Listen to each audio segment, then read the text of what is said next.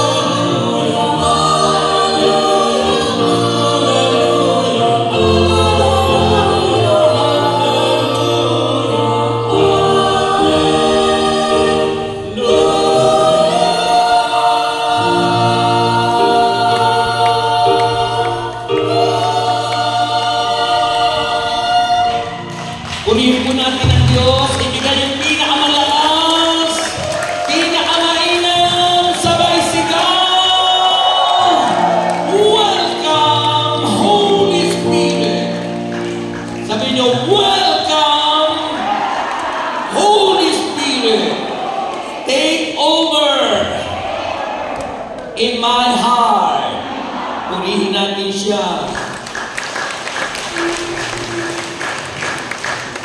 Sino sa inyo ang gusto yumaman? Pagyaman ng lakas. Ay sino gustong makarating sa langit? Naku, mas mahina, di ba no? Mas malakas yung yaman. Sino gusto sa langit? Taas ang kamay na gusto sa langit. Ipapanalangin ko na kayo. Awat muna. Okay. Si Lord ang bahala noon. Okay? Lahat naman ay pupunta ron eh. Marami. Oo, pero ang nagsisikap makarating doon, tiyak makararating doon. Pero yung hindi nagsisikap doon, ako, baka sa impyerno pumunta. Sino gusto sa impyerno? Ha?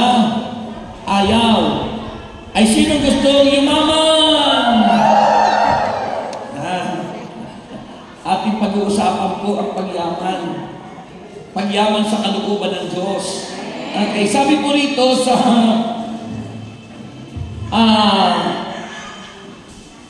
Mark chapter 12 verses 38 to the following verses.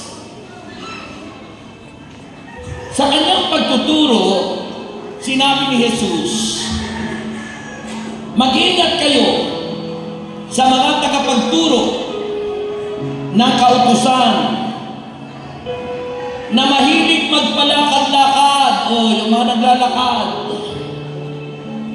na suot ang kanilang mahahabang damit na gustong-gustong binabati ng may paggalang sa mga pamilihan. Ang gusto nila ay ang mga natatanging upuan sa mga sinagoga at ang mga upuang pandangal sa mga handaan.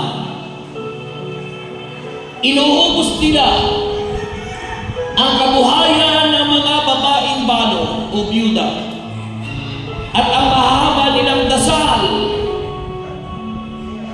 ay mga pagkukunwari lamang. Dahil diyan, mas mabigat ang parusang igagawad sa kanila. Naupo si Jesus sa tapat ng hulugan ng mga kaloob sa templo at pinagmasdan ang mga naguhulog ng salapi. Napansin niyang maraming mayayaman ang naguhulog ng malalaking halaga. Lumapit naman ang isang biyudang dukha na naghulog ng 2 salaping tanso. Tinawag ni Jesus ang kanyang mga alagad at sinabi sa kanila, sinasabi ko sa inyo, ang inihandog ng biyudang iyon ay higit na marami kaysa inihulog nilang lahat, sapagkat ang lahat ay nagkaloob ng bahagi lamang ng kanilang kayamanan. Ngunit ang ibinigay ng babaeng iyon, bagamat siya'y dukha, ay ang buon niya ikinabubuhay. Mga kapatid, ang mabuting balita ng ating kaligtasan. Taas ang mga prayer request sa nais yumaman. Nais yumaman at nais gumaling ang mga sakit at karamdaman. Itaas ang mga prayer request. Alam niyo, ang prayer request ay tanda ng pananampalataya sa Diyos. Tanda ng pagtitiwala. Ibig sabihin, umaasa ka sa Kanya. At ang taong umaasa sa Diyos, hindi niya yun bibiguin. Maniwala po kayo. Pag umasa ka sa Bombay, maaaring mabigo ka. Pag umasa ka sa loto, maaaring tamaan ka. Hindi ka tatama, ikaw tatamaan. Pag umasa ka sa wete, baka pumangin ka. Maniwala po kayo. Okay? Nakataasa po yan? Ha? Okay, aawitin po natin ang tungkol sa Espiritu Santo. Kung ano yung alam nila. Taas na pataas na pataas.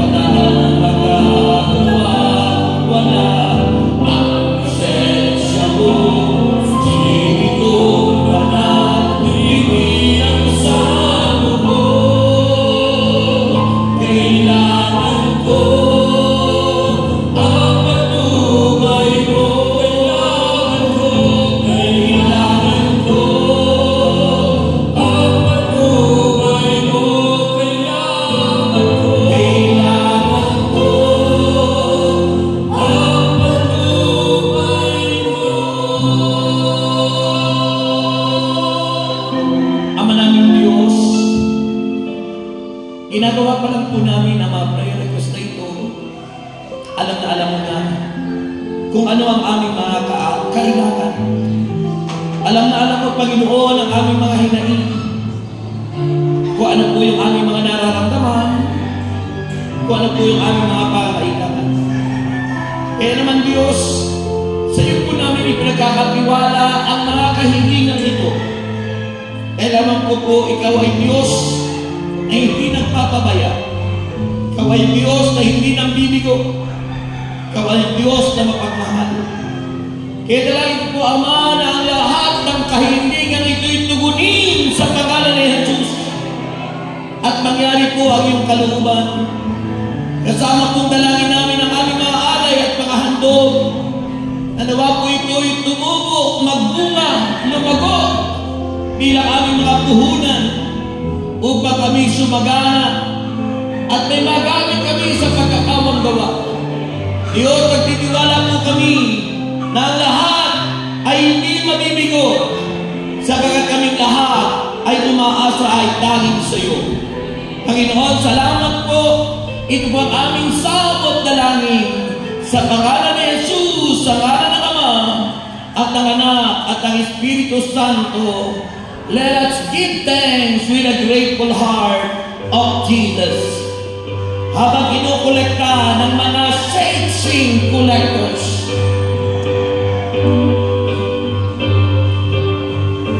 Give thanks with a grateful heart. Give thanks to the Holy One. Give thanks because His Spirit, Jesus won. Give thanks.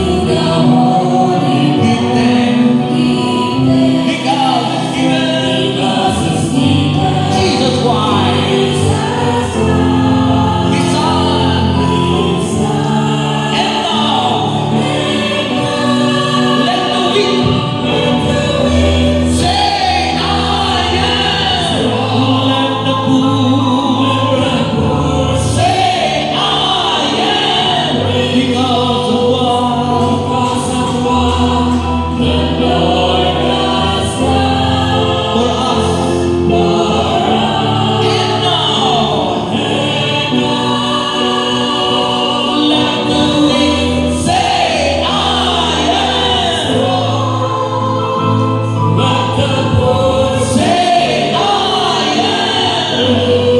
Because of what the Lord has done for us.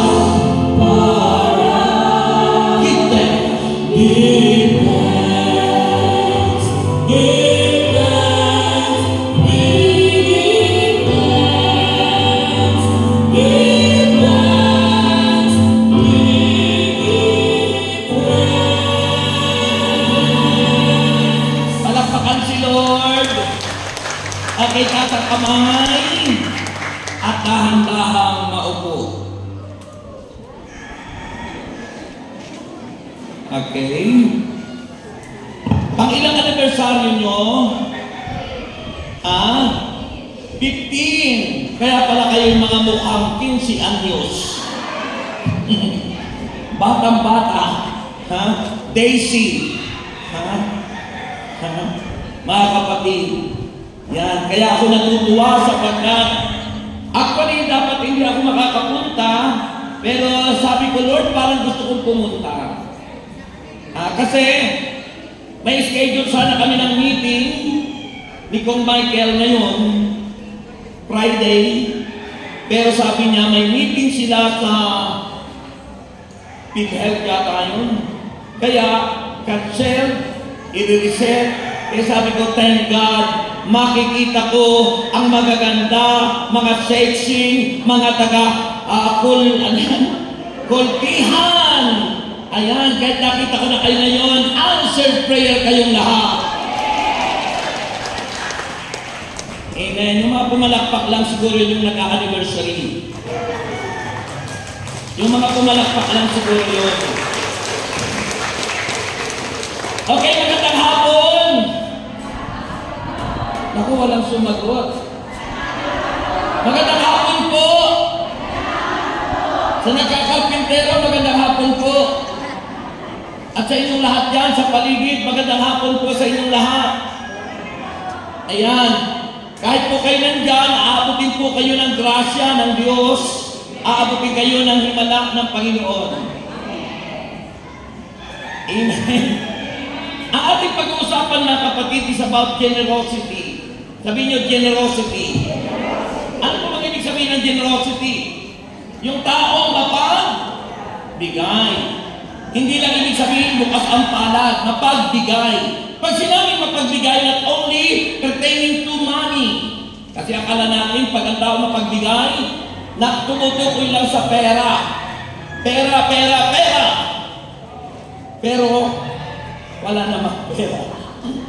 Yan. So yun po yun mga kapatid.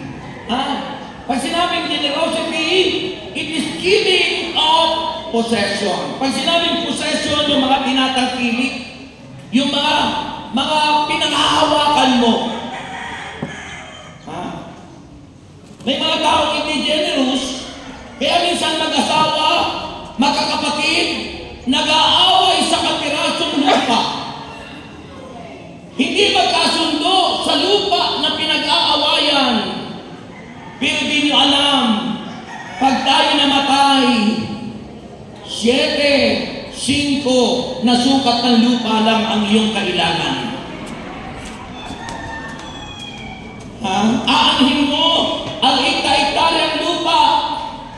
Aanhin mo ang malaking lupa. Ay pag tayo kinuha na ni Lord, baka tabunan ka lang na maraming lupa at baka hindi ka na makita. Kailangan tayo maging handa. Amen?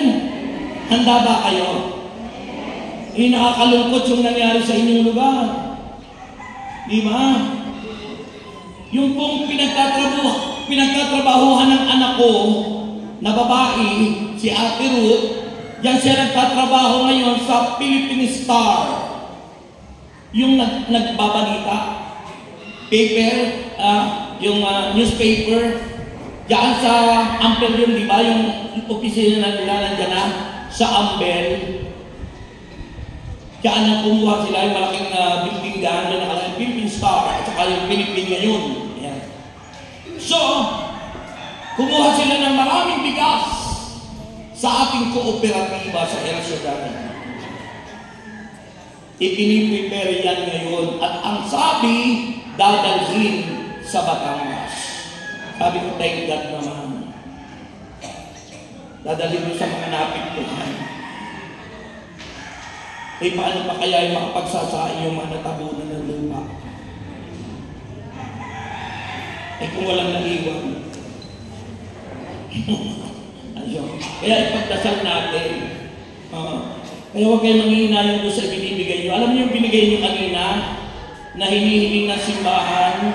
Kasi kung ikaw lang naman mag-isa, ano naman gagawin ng piso na binigay mo? Eh kung pag pinagsama-sama yan, di ba? Sabi nga ni Bishop, ano nyo dito? Di ba yung sabaron?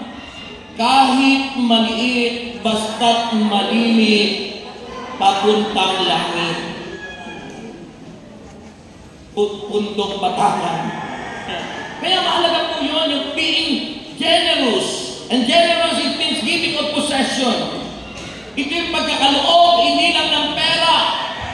Ang pinakamalagang pinagkakaloob ng bawat isa ay ang time. Yung binigay niyong time ngayon sa Diyos, naghati kayo ng oras niyo ngayon. Kung di man kayo dati tumatalo noon sa gawain ni El Shaddai, ngayon nagbigay kayo ng panahon, yan ay binhi na darating ang panahon, mag-aani kayo ng maraming pagpapala mula kay El Shaddai. Yun ang hinihingi ng Diyos sa atin. God is waiting for our time. Because pagdating ng panahon, ano sabi? In His time, He makes all.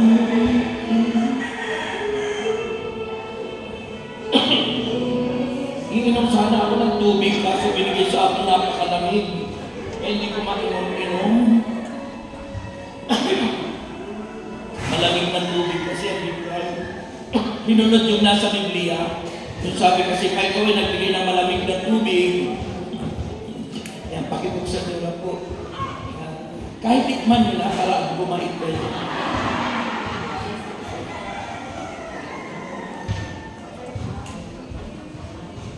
Yan.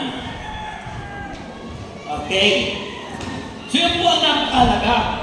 Alam nyo, minsan mga kapatid kay Kristo, sabi po ng Biblia, making one possession available for God's service in the way in which He directs as a practical recognition that all possessions come from Him. Yun ang ibig sabihin ng generosity. Yung iyong decision, yung iyong pagtatalaga ng anumang bagay, time, talent, treasure, sa Diyos at sa iyong kapwa. Nung nakaraang Sunday, ang pinaka-gospel noon ay yung greatest commandment, di ba? Yung pinakamahalagang utos. Ano ba yung pinakamahalagang utos? Hear, O Israel, the Lord is one. Pakinggan mo, Israel, ang Diyos ay iisa. Ang Panginoon ay iisa lang.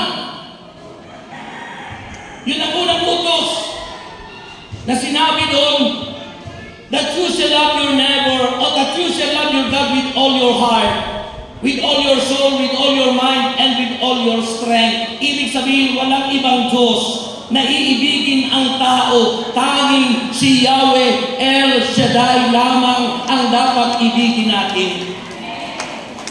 At ang sabi po sa pangalawa, and you shall love your neighbor as yourself. At ibigin mo ang iyong kapwa gaya ng iyong sarili. Why? Bakit? Sapagkat ang ginagawa natin sa ating kapwa ay sa Diyos natin ginagawa. Mahina. Kaya hindi po nasasayang. Yung ginagawa natin sa ating kapwa ay sa Diyos natin ginagawa. At yun po ang ibig sabihin ng generosity. Yung pagkakaloob, yung ikay bukas palad Yung ika'y mapagbigay.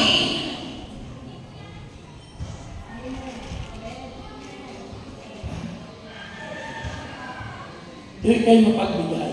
Bago ako pumasok kanina, nung ako dumating, may lumapit 2 bata doon. Di ba yung 2 bata kumakain kaya ng ice cream dyan?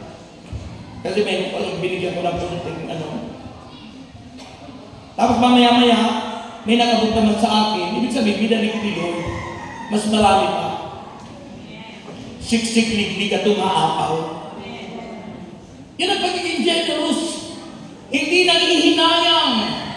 Hindi pinanghihinayangan. Ano man ang udyok ng Espiritong Banal sa iyo, hindi mo aawitin ang nangihinayang.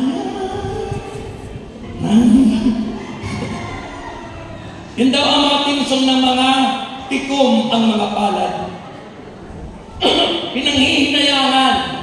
Pinanghihinayangan yung oras, yung panahon. Pinanghihinayangan. Oy, hindi ako makakadalo. May gagawin ako. Ang daming alibay. Ang daming katwiran. So sabi ko, being generous, sabi ron, making one possession available for God's service. Yung paglilingkod sa Diyos in the way in which He directs as practical recognition. Nire-recognize mo that all possession comes from Him. Na ang lahat ng iyong tinatamasa, lahat ng iyong pag-aari, taglay-taglay ngayon, bahay, lupa, buhay, lahat-lahat ay mula sa Diyos. Amen. Sino sa inyo ang may pag-aari? Taas ang kamay. Wala, di ba? The owner is God. We are only an steward. Katiwala. Tayo po mga tao ay katiwala lamang. Ang tanong, what kind of steward we are? Anong uring katiwala tayo? Good steward ba o bad steward? Sino ang naniniwalang siya'y good steward? Kukunti ang nagtaas. Pag sinabing good steward, pinagkatiwalaan ka ng buhay. Sabi ni Jesus, ang nag-iingat ng kanyang buhay ay siyang mawawala nito. Ngunit ang mag-alay ng kanyang buhay, alang-alang sa akin, ay siyang magkakamit niyon. Amen. Kasi maraming tao, sa mga ganitong gawain, ay hindi ako pwede, may sakit ako, baka ako lagnatin, baka ako ganito, baka ako ganyan. Nag-iingat ng buhay, siyang mawawala nun. Samantala ang pupuntahan niya para sa Panginoon. Ang nag-iingat ng kanyang buhay ay siyang mawawala noon. Ngunit ang mag-alay ng kanyang buhay, alang-alang kay Kristo, ay siyang hahaba ang buhay. Magpakailanman, ikaw pa rin, Jesus.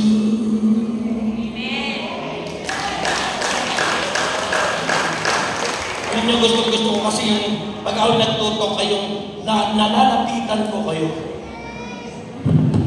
Ayaw ko ng malayo. Diba? Now, ang isa pang sinasabi sa generosity, yung pagiging mapagbigay o bukas palad. Sabi ng Biblia, we give something, nagbibigay tayo ng anumang bagay as an expression. Sabi niyo, expression. Pag sinabing expression, hindi po yung mabilis na sakyan doon sa highway. Expression. Ang ibig sabihin ng expression, yung pagpapadama. Yung ipinapadama mo. How you express your love to your husband. Paano mo ba na ipapadama ang iyong pagmamahal sa iyong asawa? Baka naman sa kumpare mo na ipadadama yun.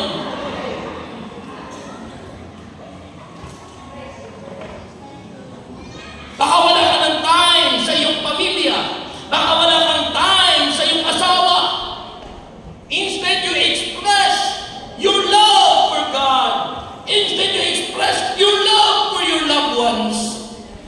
Eh, kanino mo ba ipinapadama? Alam nyo, makinig kayo, dito ang gaganda nyo. To God be the glory. Alam nyo po, napakalaga po ng ganito. Yung mga taong lagi walang time, walang panahon, walang oras, pero may panahon sa dismisan. May panahon sa sugalan. May panahon sa bingguhan. May panahon magpunta sa mall. Pero sa ganitong gawain, wala silang time.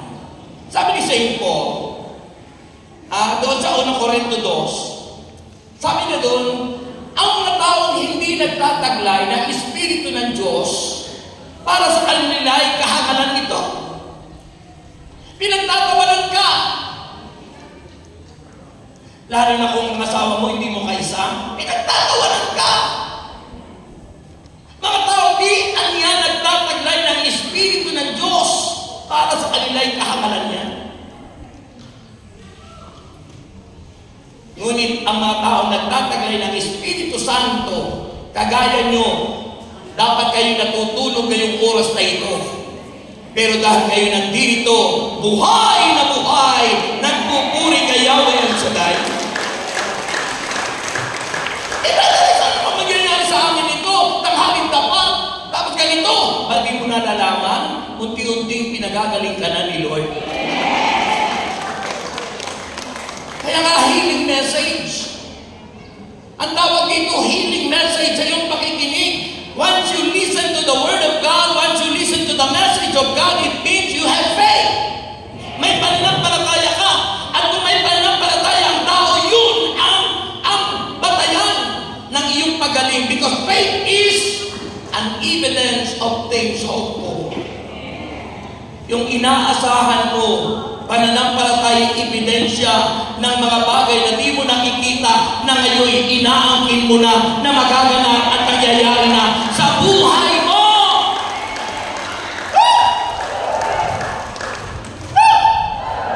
Amen? Yun ang pananampalataya. Sabi ng Romans 10:17, faith is cometh by hearing and hearing by the Word of God. Ang pananampalataya ay nag-uumpisa sa pakikinig at patuloy na pakikinig. Patuloy, hindi paminsan-minsan. Pag paminsan-minsan lang ang iyong pakikinig, para kang kabuting tumubo sa dumi ng kalabaw. Lumilitaw lang pag kumulog. Hindi pwede paminsan-minsan. Kailangan sabi rin patuloy na pakikinig ng salita ng Diyos. Dahil kung hindi ang tao nakikinig, kung hindi nakikinig, hindi naman pati manok nagpupuri na. Narinig kasi, nagpupuri na yung manok. Pag ang tao hindi nakikinig, ano sabi ni Propeta Hosea? Hosea 4:6.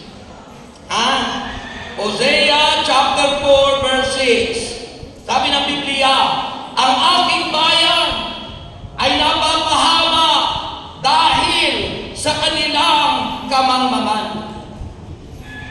People are perished for their lack of knowledge. Pag sinabing lack of knowledge, it means ignorant. Pag sinabing ignorant, walang alam, bubo. Papayag ka bang maging bubo? Papayag ka bang maging ignorant? Walang alam? Ito ang pinagmumulan. Para hindi tayo maging ignorant, we we need to hear. We need to listen. The greatest commandment of God in Israel. Listen, hear, O Israel. The Lord is one. Makinig ka, O Israel. Ang Diyos ay iisa. And remember, sabi niyo, remember, ulitin mo. Yan ay nasusulat sa mga aral, Kabanata 12. Ecclesiastes chapter 12. At ang sabi ng Ecclesiastes chapter 12, remember me. Iba sa'yo. Oh, remember me. Remember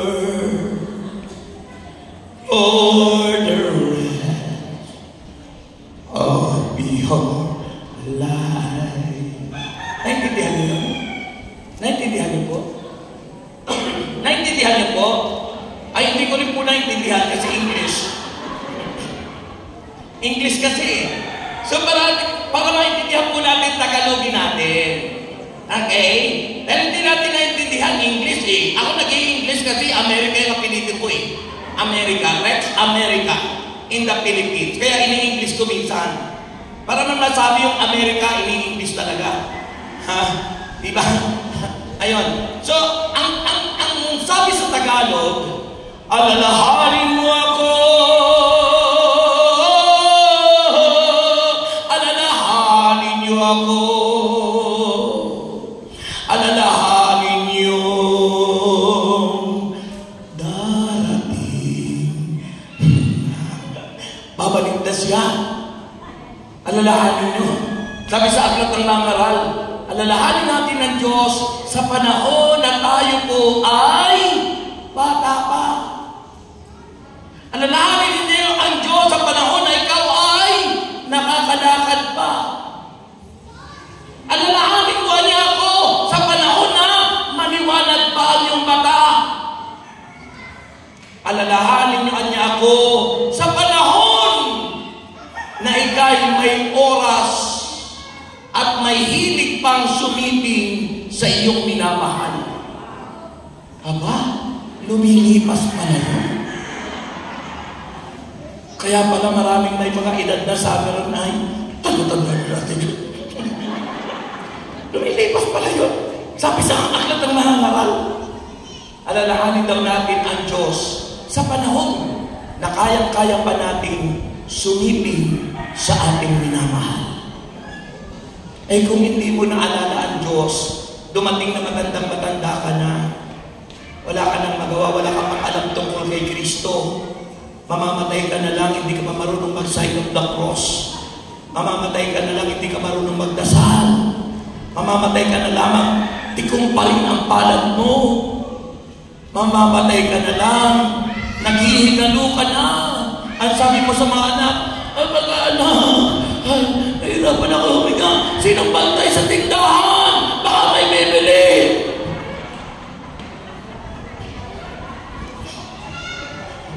Naghihingalo na lang. Ang inaalala pa yung customer sa tindahan. Mga kapatid, mahalaga yun. Alalahanin ang Diyos.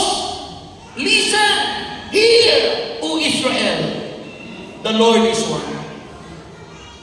At kung tayo nagmamahal sa Kanya, tayo nagiging generous in time, in talent, in treasure, in everything that we need to give unto God. Ito'y ibabalik niya, siksik, liglig ang aapaw pa.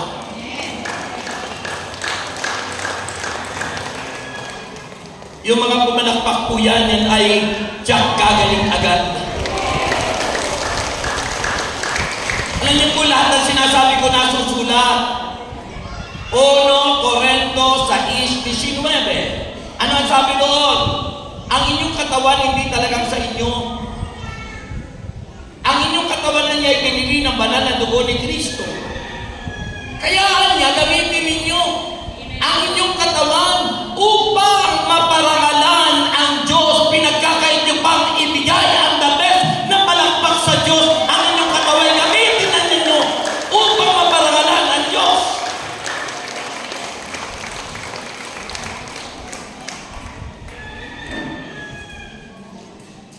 Mas maganda po yung palakpak para sa Diyos.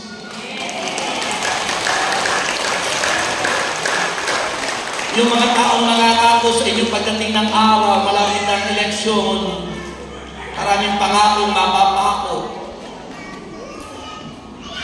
Tanay naman ang palakpak nyo sa mga taong yun. Huwag nyo sayangin ang para sa Diyos, ibigay ang para sa Diyos. The challenge of being generous. Ano po yung challenge na sinasabi ng Bible? First, sabi ng Panginoon, makinig kayo, listen to me. Sabi niya, sa kanyang pagtuturo ni Jesus, sinabi niya, mag-ingat kayo sa mga tagapagturo. Hoy, mag-ingatan niya kayo sa mga tagapagturo. Na ano? Na ang mga kasuot ay mahahaba, na palakad-lakad sa mga pamilihang bayan, at naghihintay na pulihin at bigyan ng honor. Sasabihin niyo naman, oy, ang tinutukoy doon ay yung mga pari, nakasuot ng mahahaba. Mga kapatid, ang tinutukoy po dito ay ang mga religious leaders sa relihiyong Judaismo sa Israel. Ang relihiyong dalatna ng Panginoon ay hindi Catholic Church, kundi the Judaism Church, the religion of the Jews. Ang relihiyon ng mga Hudyo, Judaism. At ang kanilang uniform ay tulad rin ng sinusuot kayo ng mga kaparian. Dahil yun ang kanilang kasuotan sa Middle East. Ang kasuotan sa Middle East ay tulad ng kasuotan ng mga pari sapagkat si Kristo ay Hudyo. Sa Middle East po ang Israel. Ang kasuotan ng mga babae tulad ng kasuotan ni Mama Mary, yung mga nakabalot ang ulo na nakabalot.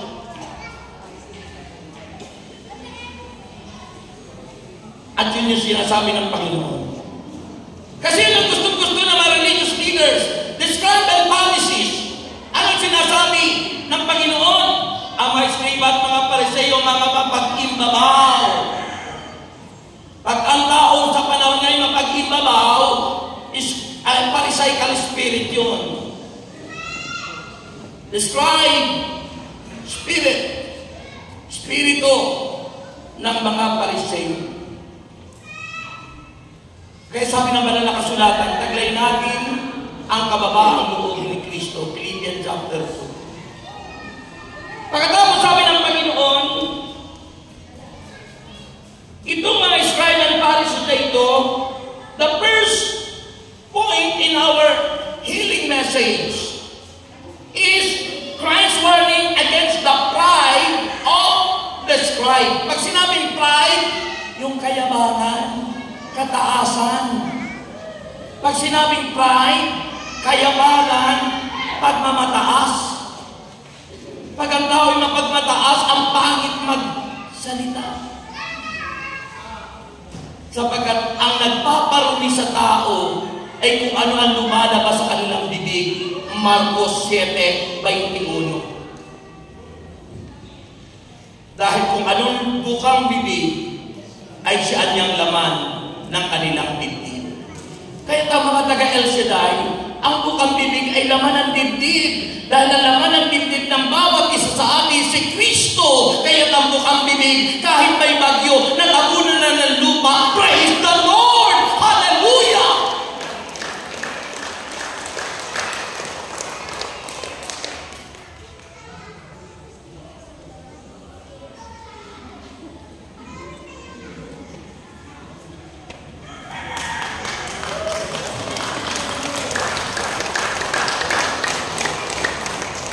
Naglalakad doon sa tabing nagulas. Praise the Lord! Hallelujah!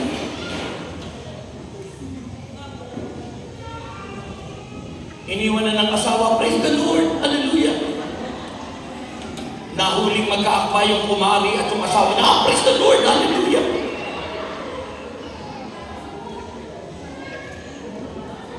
Diba? ano yung laman ng dibdib, yun ang bukang bibig.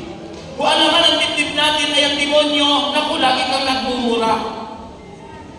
Mumurahin mo ang kapwa mo.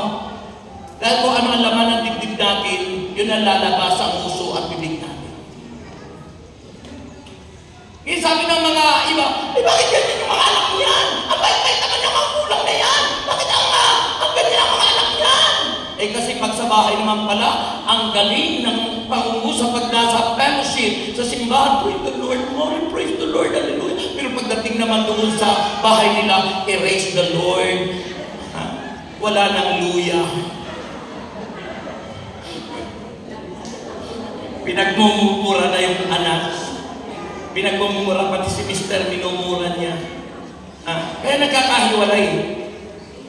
Kaya based on this statistic, maraming nagkakahiwalay.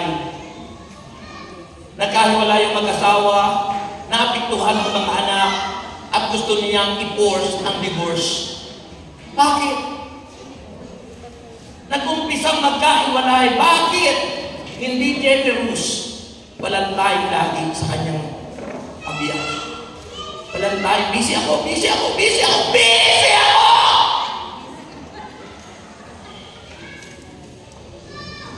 Diba? Madalas ganun. Kaya pagdating tumamlay na. Nawala na yung pagmamahal, nawala na yung pag-ibig. Bakit? Wala kang time lagi. Pagdating sa umaga, hahihimasin mo yung manok. Buti pa yung manok, nahihimas mo. Yung asawa mo, hindi man lang mahaplos-haplos. Diba? Ganun minsan. You are not generous. You are not generous in time. You have no time to your family. You have no time to your children. You have no time to your husband. Ay, brother, kasi nasa abroad yung asawa ko. You must have time to talk to him. You must have time to communicate. There's so many sources. Ano yung mga pwedeng gamitin mo para ikaw ay makipag-usap? Ako'y nakasign sa Canada 1 taon, kakakasal pa lang namin. Kakakasal ko pa lang. Ayaw ko naman tumanggi. Kakakasal ko. Ikinasal kami December 1998. December 2. Anniversary namin. Ang 26th year anniversary sa December 2. Birthday ko December 1. Maglilig daw ako. Punta lang kami sa kung saan yun. Pagdating ko na buwan ng April, inesign ako sa Taiwan. 1 month.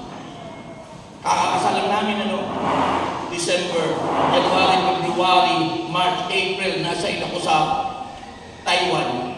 Pagdating ng May, ini-assign ako sa Canada. Ay, siyempre, buntis na yung asawa ko. Ikinasal kami December, January, na buntis. Ganyan po ka-power.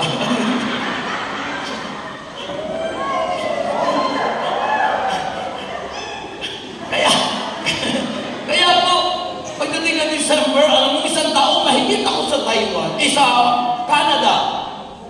Nung kasi galing ako ng Taiwan, 1 buwan, pagdating ng May, Canada, mahigit 1 taon. Pagbalik ko, yung anak namin si Joshua ang panganay, ang laki na.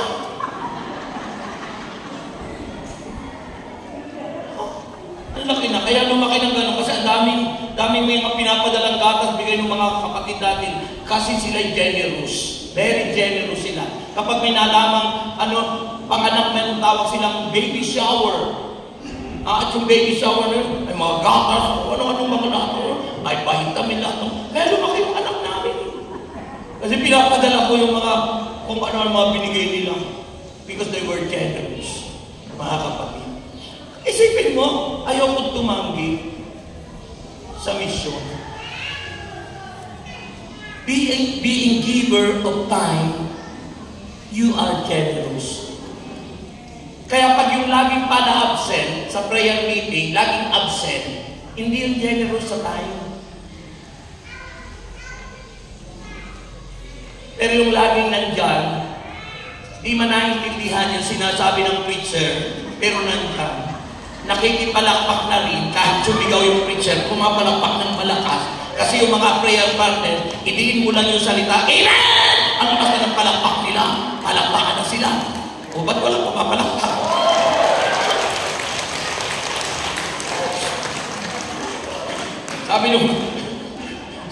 Sabi nung isang preacher doon, hindi ba niya alam, doon sa lugar na yun, sinakop na ng mga ganito, yung lugar nila. Amen! Sigawan sila. Hindi nila alam, nasakop na ng masamang loob yung bayan. Amen. Parang. Ang mga taga-El Shaddai, giver tayo sa pagpalakpak, giver tayo sa pag-amen, giver sa lahat.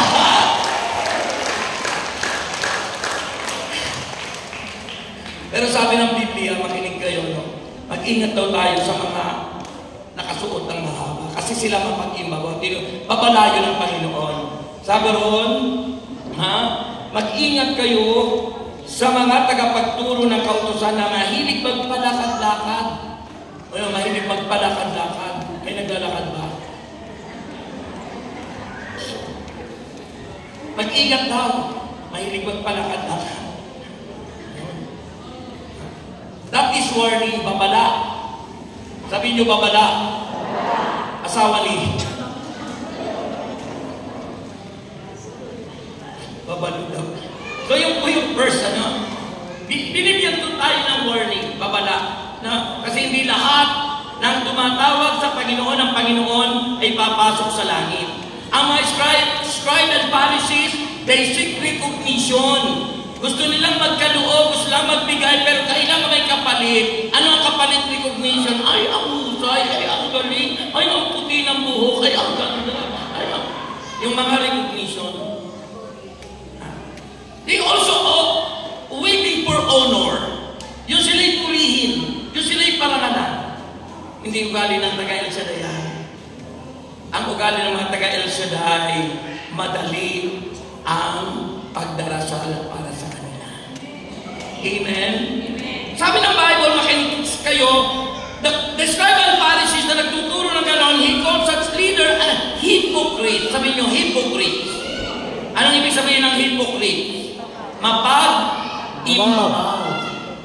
Mga mapag-imbabaw. Ang ganda-ganda ng damit, pero hindi pala naligo. Ganda-ganda ng damit. Di pala naligo.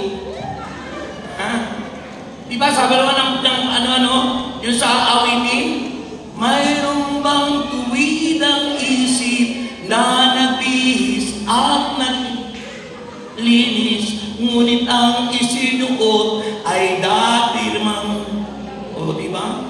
Naligo nga, ang isinuot naman niya, yung dati niyang underwear.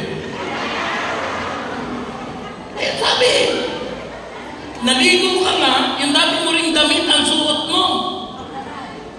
Yun ang ibig sabihin, mga Kristiyano, na pinabalik-balikan ang lumang buhay. Nagbibigay nga, pero binabaoy naman. Nagbibigay nga, pero isinusumbat naman. Nagkakaloob nga, nagbigay ako ng isang pinaong pansit nung anniversary. Bakit hindi naman lang ako na-recognize? Ay, pharisaical spirit.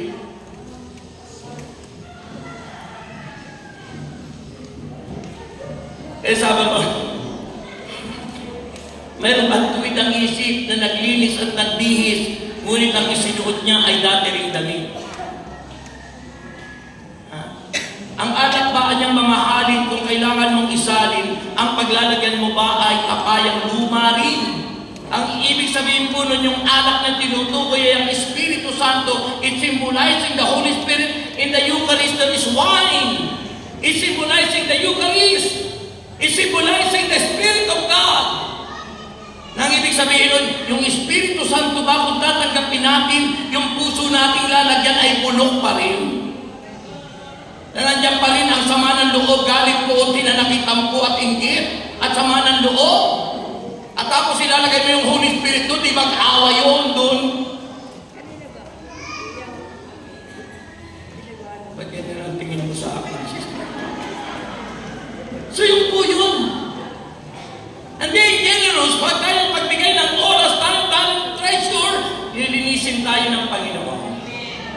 Amen.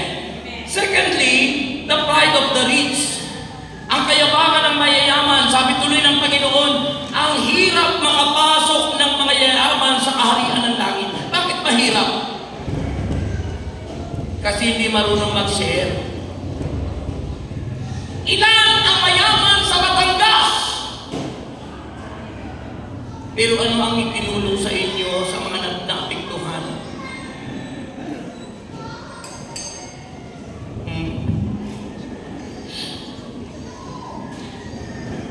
Diba? Magpapakita lang naman ang mga iba dyan ng pakunwari na dahil malapit ang eleksyon. Nakalagay yung pangalan nila doon para matandaan nyo at ibuto nyo. Diba? Pero ano nais ng Panginoon? The pride of the rich. Always remember that the character makes a person valuable. Ang ugali, ang karakter ng tao ang mas mahalaga. Dahil kung maganda ang pag-uugali ng tao, hindi ka magiging kuripot at hindi ka maaaring tikong ang palad kung maganda ang ugali ng bawat isa. Kung pangit ang ugali, para tayong scribe and Pharisees. Anong ginawa ng mayaman? Na lumapit doon sa hulugan, ibinabagay-way pa ang kanilang ibibigay. Pero ang sabi ng Panginoon, hindi kinalugdan ng Diyos. Hindi nirecognize ang kanilang binigay. Bakit? Portion lang. Bahagi lang. Bahagi lang. Bahagi lang. Compared sa babaeng balo. Ano ang sinabi sa babaeng balo? 2 pirasong perang tanso. Tanso, hindi pilak, hindi ginto. Tanso. Pero sabi ni Jesus, tinawag niya yung mga alagad. Tinawag po yung mga alagad. Kasama po doon yung mga workers. Tinawag. Alam niyo kung bakit tinawag? Alam niyo po kung bakit tinawag yung mga disciple, yung mga alagad? Hindi niyo alam? Kasi wala man lang nakita ang Panginoon na mga workers at alagad na pumilat, naghulog doon sa lagyanan. Kasi ang akala ng mga preachers at akala ng mga workers, exempted na sila sa pagbibigay. Exempted na sila sa pag-ilikapo. Exempted na sila sa pag-offering. Samantalang sabi ng Malakay 3:10, Oy, sabi ng Malakay, ang huling mensahe ng propeta sa bansang Israel, Malakyas. Malakay chapter 3 verse 10. Ano sabi ron? Ibigay nyo ng buong buo ang inyong mga ikapu at handog. Ibigay nyo yan ng buong buo. Ang inyong mga ikapu at handog. Ang ikapu po, pinadadaan sa atin because that is the challenge for us by God if we are truly good steward. Kung tayo ba'y mabuting katiwala ng Diyos, dahil kung tayo mabuting katiwala ng Diyos, hindi natin nanakawin ang para sa Diyos. Dahil na hindi sa atin, para sa Diyos yun. Dapat mong ibalik kung mabuti kang katiwala, ibabalik mo sa Panginoon ang ika-10 bahagi ng lahat ng iyong pagpapala na iyong tinatamasa. Amen. Alata sa palakpak yan.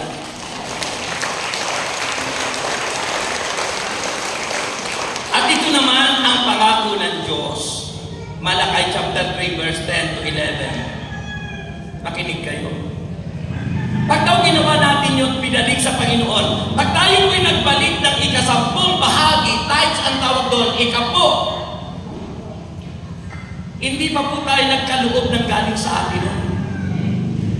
Ibinalik pa lang natin sa Diyos yung para sa Kanya. Hindi ka pa nagbibigay ng love offering mo sa Lord mo.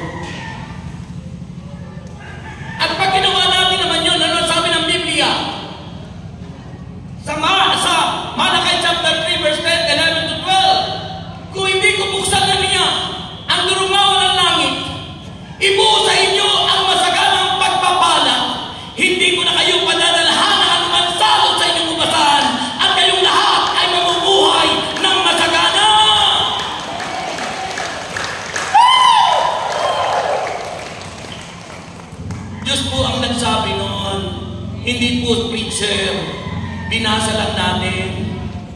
At ang Diyos po, pag sinunod natin ang aral niya,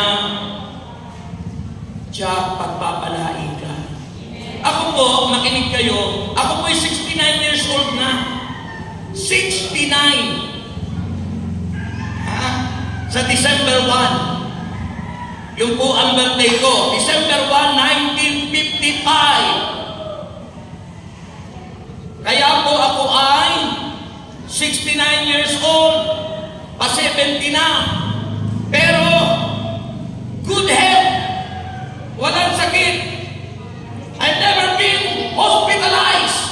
Bakit? Sinusunod ko ang aral ng Panginoon. Inibigay ko ang mga ikapo at mga handog sa aking buhay at nagaganap naman ang sinabi ng Diyos na hindi ko kayo padadalhan ng anuman salot. Ang mga sakit at karamdaman ay salot. Kaya marami nagkakasakit ay dahil sa salot. Sabi ng Panginoon, hindi ko na kayo padadalhan ng anuman salot. Kung ating gagawin yun, ang ating mga ikapo at handog.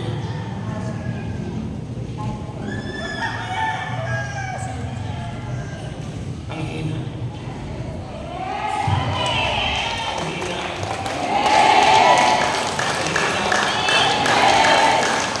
Para mas nalilanan sa inyo, babasahin ko sa inyo. Malakay, chapter 3. Verse 10. Ito ang sabi ng banal na kasulatan. Dalhin ninyo ng buong buo ang inyong mga ikasampung bahagi sa tahanan ng Diyos. Ano po ba ang tahanan ng Diyos? Ang tahanan ng Diyos ay ang mga tao. Ecclesia, those who are called out, the church are the people of God, the believers of God. Ang simbahan ay strukturang building. Pag walang nagsisimba dyan, hindi na simbahan yan. Bodega na yan. Nagiging simbahan ng isang lugar kapag may taong nagpupuri at nagpapasalamat sa Diyos. Ang hina. Mateo 18:20. Nakinig kayo. Mateo 18:20.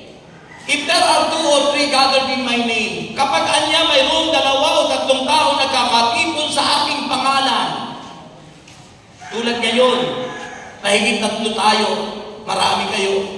Sabi noon, there I am in the midst of them. Nandun ako sa kanilang kalagitnaan. Lingid sa ating kaalaman, ang Diyos ay Espiritu, nasa sa kalagitnaan natin. At kayong lahat na may sakit, pagkakalingin niya ngayon! Iniwala kayo? Baka naman akala ng Diyos ay ribulto. Paalala lang yun. Ang Diyos ay hindi ribulto. Ang Diyos ay hindi bato. Ang Diyos ay Espiritu. Ang mga ribulto natin simbahay, paala-ala lamang sa atin na may Diyos na nagkatawang tao, na buhay at nagpakasakit para sa iyo at para sa akin. Ang hina. Amen! Kaya sinabi ng Panginoon, sa unang napakalagang utos, hear, O Israel, the Lord is one. Makinig ka, Israelita. Makinig ka, O Israel. And we are the new Israelite at the present time. Tayo ang mga bagong Israelita sa panahon ngayon. Makinig ka. At kapag nakinig ka, sabi ng Panginoon, ang Diyos ay iisa. Bakit sinabi yun? Sapagkat ang bansang Israel ay napapaligiran ng mga bansang sumasamba sa mga Diyos-Diyosan. At pinaalalahanan sila ni Jesus. Tulad ngayon, na kung kayo tatalima sa kanyang utos at aral, tapos na ang maliligayang sandali ni Satanas sa inyong buhay dahil ang lahat ng inyong sakit ay pagagalingin ni Yahweh at Shaddai. Nung wala pa ako sa Panginoon, ang sakit ko, sakit sa puso, ulcer, hepatitis, ano yan? Ano ba yun? Prostate. Ano ba yan? Spot sa baga. Enlargement of the heart, rheumatic heart disease, spot sa baga, ulcer, yung hepatitis, yung nakakahawa. Ha? Pero tingnan niyo po, nang tagapin ko sa El Shaddai 1986, April 10, 1986. Nung dumalo ko sa isang malaking gawain tulad nito, at isuko ko lahat ang sakit at karamdaman ko, buhay ko, pati yung kasalanan kong panluloko sa una kong asawa. Alam nyo, pagkatapos ng gawain, pagkalipas ng mga ilang linggo, lahat ng sakit ko'y pinagaling ni Yahweh El Shaddai. Hanggang ngayon, as I've said, hindi po ako na hospital. I rebuke it in Jesus' name.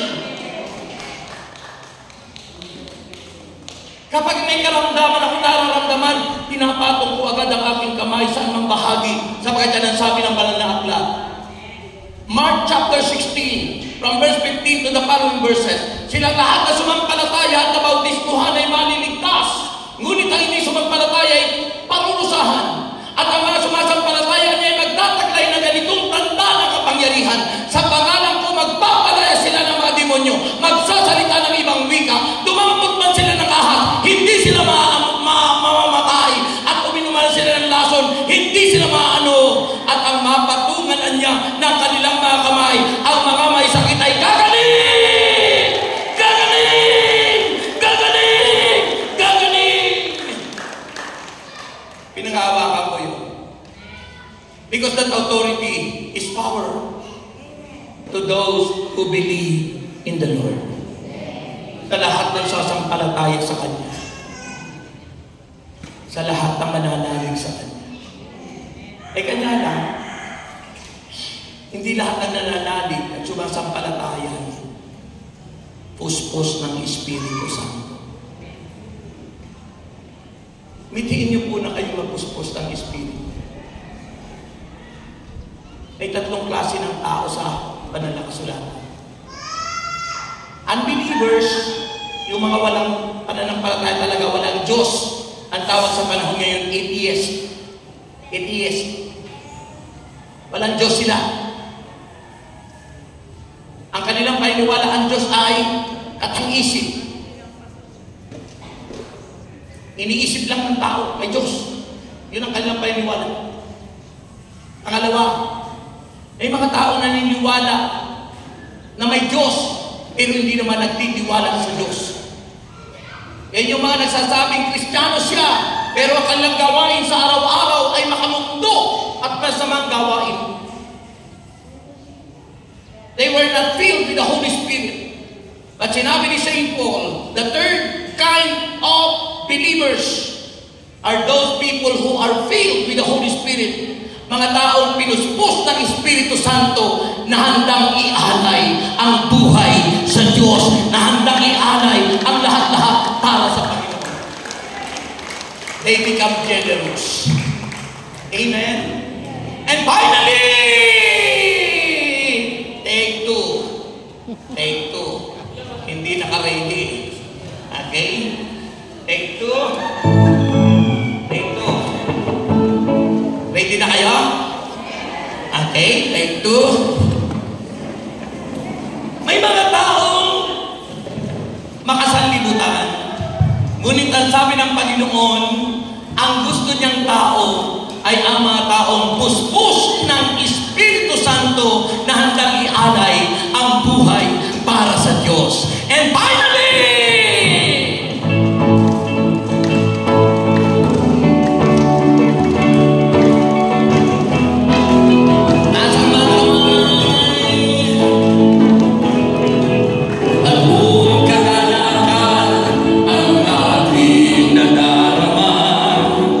Sa tuwing ako'y nakikinig ng banal na salita,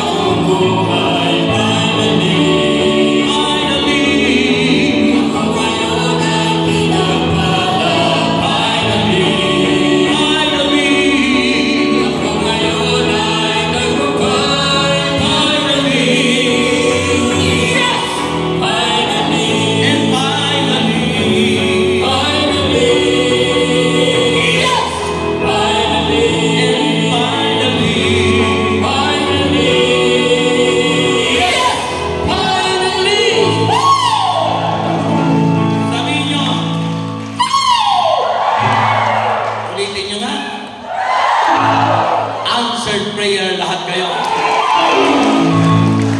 Amen? Alam nyo, pag hindi po tayo nakinig ng salita ng Diyos at hindi nagsabuhay ng mga aral ng Diyos, pag tayo namatay, diretso tayo sa impyerno. Kaya mahalaga ang pakikinig ng salita ng Diyos at pagsasabuhay nito. May mga tao nang ayaw makinig at ayaw ng salita ng Diyos kasi para sa kanilang kahangalan niya.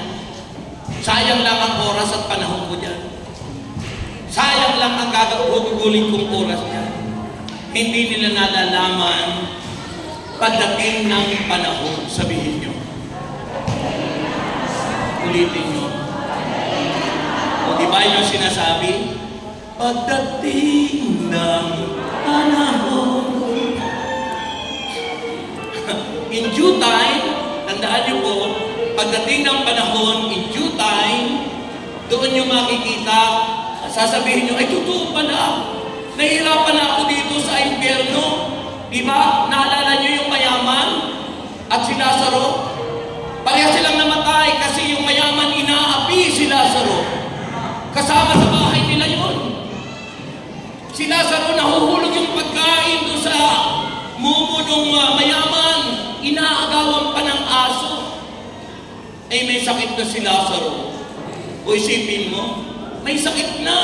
Wala pang makain, nag-aabang lang ng mumo na malalaglag sa mayaman kung saan siya'y nandun. Marahil amo niya yun.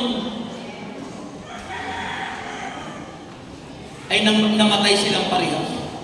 Nung mamatay, saan napunta si Lazaro? Sa sinapupunan ni Abraham. Kasi part na rin yun ng heaven. Kanya lang hindi pa yung pinakaano kasi hindi pa dumating si Kristo noon. Because Jesus is the way. Siya yung daan at katotohanan at yun ang daan patungo para tayo makarating doon sa langit. Si Kristo lang. Ay sana punta yung mayaman sa impyerno. Bukas na yung impyerno noon. Bakit? Si Satanas binagsak sa lupa. Nandyan ang gugulo si Satanas. Kaya nung mamatay mayaman, may pagitan lang na bagin. Ano sabi ng mayaman? Amang Abraham, tulungan mo naman ako. Hirap na ako rito sa init. Kung pwede sana, pabalikin mo si Lazaro. Doon, sabagat may mga kapatid ako. Ayaw ko silang maghirap dito. Anong sabi ni Amang Abraham? Nanuroon ng mga sulat, ng mga propeta, at ng salita ng Diyos. Pakinggan nyo na sila. Pakinggan nyo sila. Kung sabi ni Amang Abraham, kung yun lang namatay, na muling nabuhay, hindi nila mapaniwalaan. Tinutukoy si Kristo. Ibig sabihin, ang mga taong hindi generous sa pagbibigay ng oras at panahon, in due time, pagdating ng panahon, nasa huli ang pagsisisi at sasabihin, totoo pala ang pinangangaral ng mga anak ni El Shaddai. Tandaan nyo lagi, huwag kayo makikipag-away sa anumang lupa na pamana sa inyo. Tandaan nyo lang, ang kailangan nyo lang lupa, 5 by 7. O kung halimbawa namang hindi na kayo ilibig na ganun, ang kailangan nyo lang, pasok, earn, para ilagay yung abon nyo.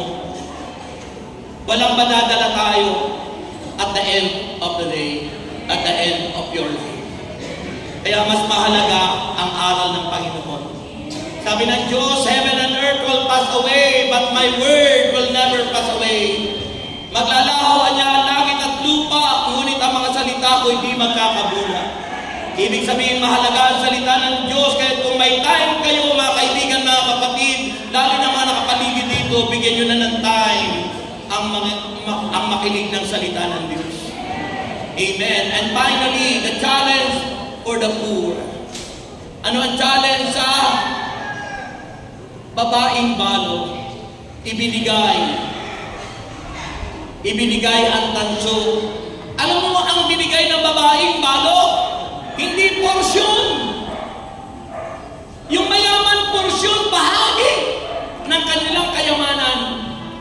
babae, ang binigay ay proportion. Ano ang katapat ng binigay ng babaeng balo? Ang kanyang buhay. Mga kapatid, pag ba kayo nagbibigay, pinangihinayangan niyo. Pag ba kayo nagbibigay, ng babaoy pa kayo. Pag ba kayo nagbibigay, kinakalimutan nyo na yun, bahala na si Lord. At yan ang nais ni Lord. Sabi po ng Luke chapter 6 verse 28,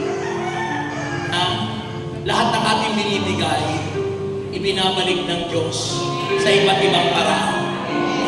Maaring kagalingan, maaring mahabang buhay, maaring maligayang pamilya na ang mga anak mo'y mga successful, maaring sa pamagitan ng kasaganaan, iba't ibang paraan kung ang Diyos ay magbalik at magkaloob ng ating binibigay. Siguro yung aking mga binibigay, tulad nga, good health ako, pati wife ko, mga anak ko, professional na, wala na akong po pwede pang hilingin sa Lord. Ano pang hihilingin ko sa Kanya? Ang hinihiling ko na lang sa Kanya, maging milyonaryo ako at para magamit ko sa pagkakawang gawa. Amen. Ang sabi po ng balo, binigay niya ang kanyang ikabubuhay, ang kanyang buhay yun. It means consecration. Ang ibig sabihin ng consecration, pag-aalay ng buhay. Ibinigay ng babaeng balo ang lahat-lahat. Dahil alam niya ang pinagbigyan niya ay siyang may-ari ng buhay niya. Alam niya ang pinagbigyan niya, hindi siya papabayaan. Sapagat ang may-ari ng pinagbigyan niya ay may-ari ng kanyang buhay. Kapag tayo nagbibigay sa Diyos, huwag mong isipin na ikaw ay nawawalan. Isipin mo ang pinagbigyan mo ay may-ari ng buhay mo at alam ng Diyos kung ano ang kailangan mo, kapatid. Amen!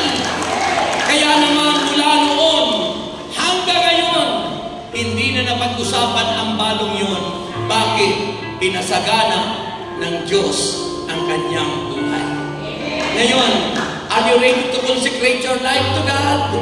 Sabi ng Romans 12 verse 2, ialay nyo ang inyong sarili bilang handog na buhay, banal at kalugod-lugod sa Kanya. Ituan niya ang karapat-dapat na pagsamba natin sa Diyos. Taas ang kamay. Just close your eyes. Come on.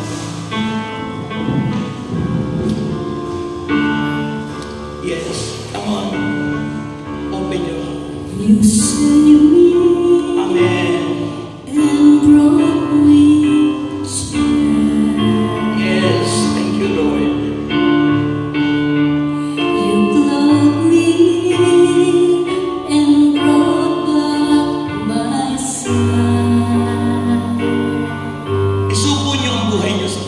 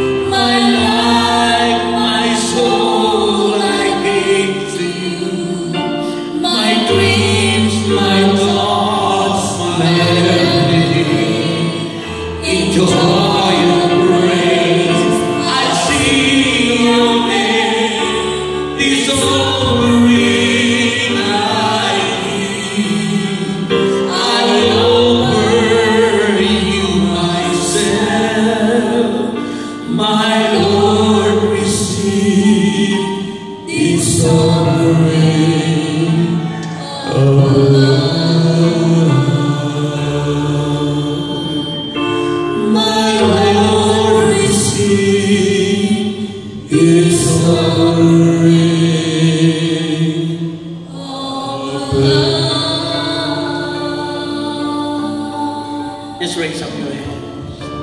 Taas yung inyong kamay. Sign of surrendering. Tanda ng pagsubok. Tanda ng pag-aalay ng buhay. Tanda ng pagpapasakop sa Diyos. Nare-recognize mo na ang Diyos ang may-ari ng lahat at tayo kakiwala lang. Wala tayong madadala. Wala tayong may uuwi sa langit. Dumating tayong hubad at babalik tayo ng hubad. Kaya huwag tayong magmataas tulad ng mga scribe and Pharisees. Kayahin natin ang babaeng balong. Inialay ng buhay. Ibinigay ng buong buo. Hindi nang hinayang. Kung isipin nyo na yung kanilang ikabubuhay, yung kanilang kakainin mamayang hapon. Pero hindi niya inisip na mamaya wala na silang isasaing. Ibinigay niyang lahat. Dahil alam niya yung titiwala sa Diyos ay napakahalaga. Alam niya na pag tayo nagtiwala sa Panginoon, hindi niya tayo pababayaan. Hindi tayo iiwan. Hindi tayo kailanman bibiguin. Yan ang Diyos na ating sinasabi. Yan ang ating Diyos mapagmahal. Mapagkalinga. Puno ng pag-asa. At handang mapagkatiwalaan hanggang wakas. Ialay niyo sa Panginoon. Hindi po nasasayang ang inyong pagdalo. Hindi po nasasayang ang ating pagpapagal sa gawain ng Diyos. Natutuwa ang Panginoon sa ating lahat. Dahil yan ang nais ng Panginoon.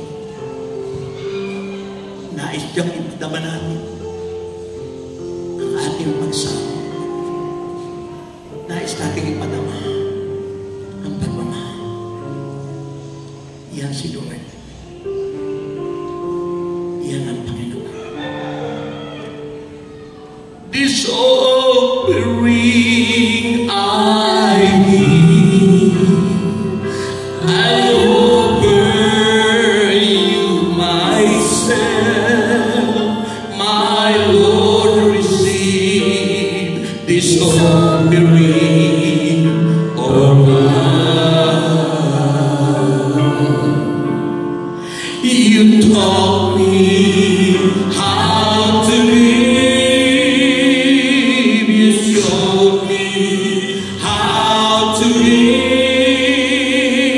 You showed me the meaning of love. My days and nights I long for you. My life, my soul, I give to you. My dreams, my thoughts, my everything.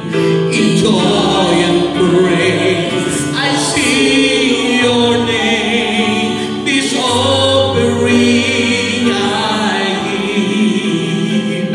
I offer you myself, my Lord. Receive this offering of love. Raise up your hand. Taas yun ang mataas na mataas. God is Spirit. And He is the healer God. Come, Holy Spirit, amen. Kailangan natin ng Espiritu Santo. And I pray each and every one may receive healing and deliverance. Gumaling ang lahat. At ang Diyos na ito ang nagpapagaling. Ang Espiritu niya ang dinig. Holy Spirit, I need you. Come, Holy Spirit, I pray. Come with your strength and your power.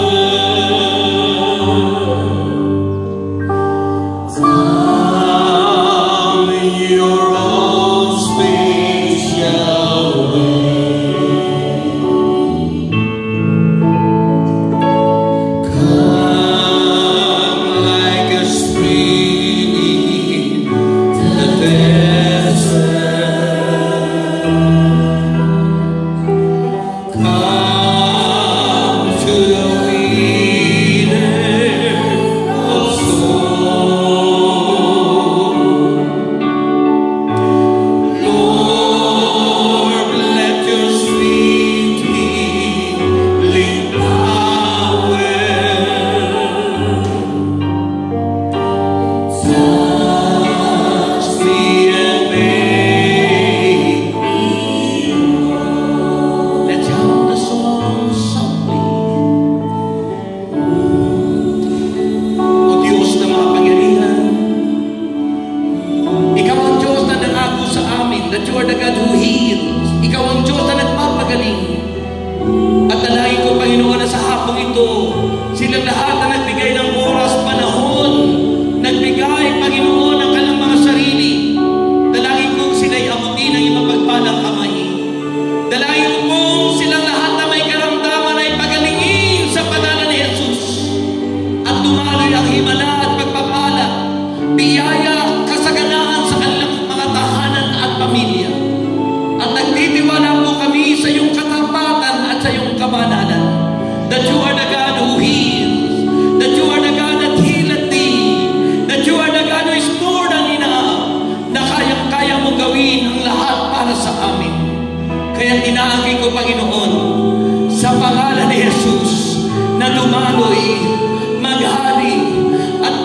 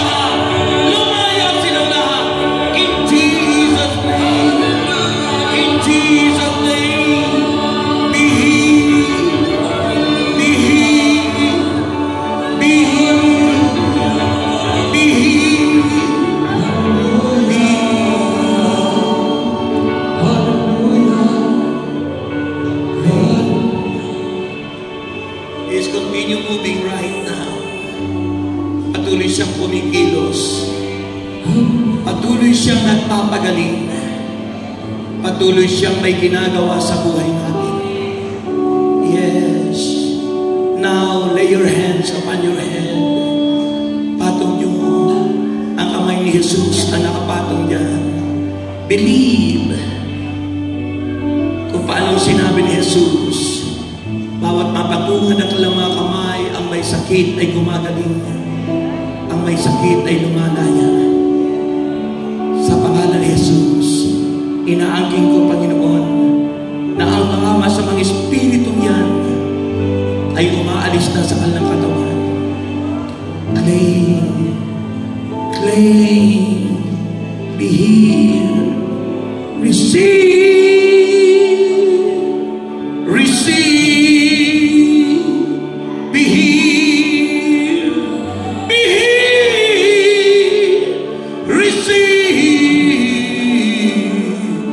be healed, receive, be healed. You feel Him right now. You feel Him right now. You feel Him. In the name of Jesus Christ. In the name of Jesus Christ.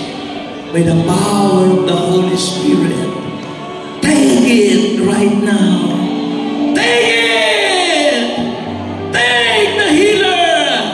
Receive. In Jesus' name. In Jesus' name. Sabihin nyo, I claim. I claim. I claim. In Jesus' name. Anong sagot? Taas ang kamay. Inhale. Exhale. Inhale. Exhale. Inhale. Exhale. Good health tayong lahat. Palakpakan ng malakas si Lord. Malakas na malakas. Malakas na malakas. Hallelujah. Sabihin mo ngayon, I am healed. Magaling na ako. Sabihin mo ngayon, I am rich. Mayaman na ako. Sabihin mo ngayon, I am strong. Malakas na ako. Sabihin mo ngayon, I am victorious. More than conqueror.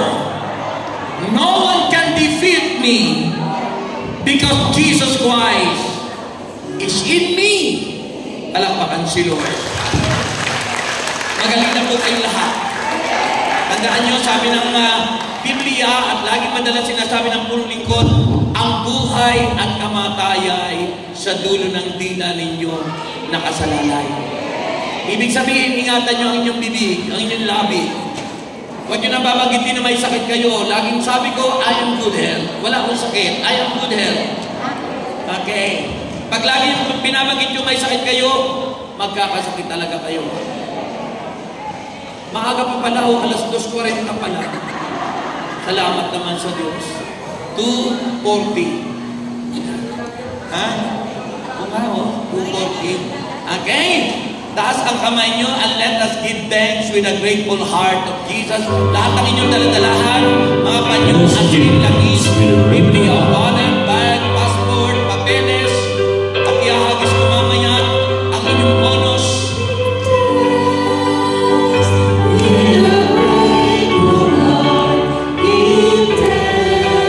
Pasalamatan nyo ang Diyos dahil magaling na tayong lahat. Because Jesus Christ, His Son, give thanks.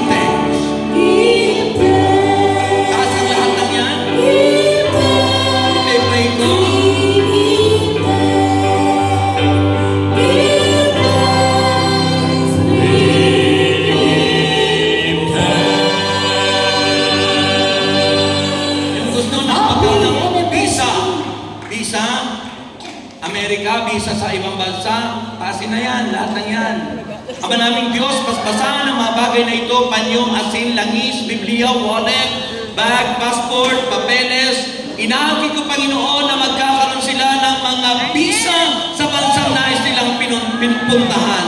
At inaakit na po namin, pinagpala mo na silang lahat, maging ang kalang bag, wallet, at maging ang kalang kasuotan at ang buong pamilya.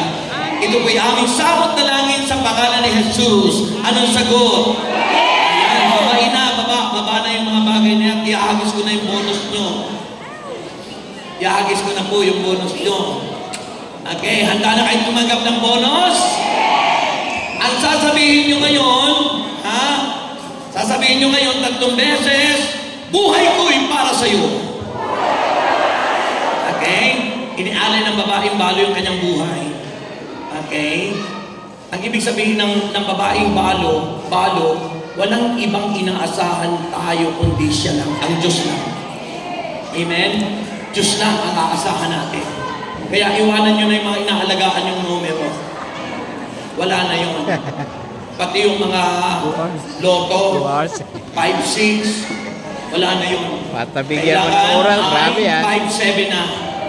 Ano yung 5-7? Ipagkatiwala nyo sa Diyos ang lahat ng inyong kabalisahan at ang Diyos ang siyang kukupkop sa atin.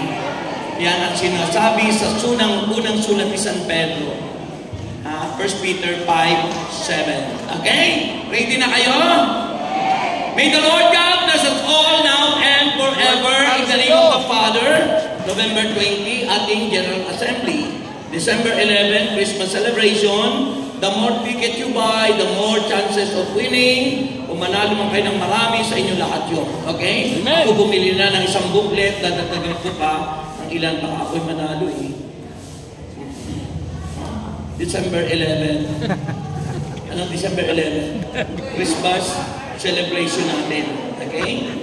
November 20, doon po sa San Pascual. Okay? So in the name of the Father, and of the Son, and of the Holy Spirit.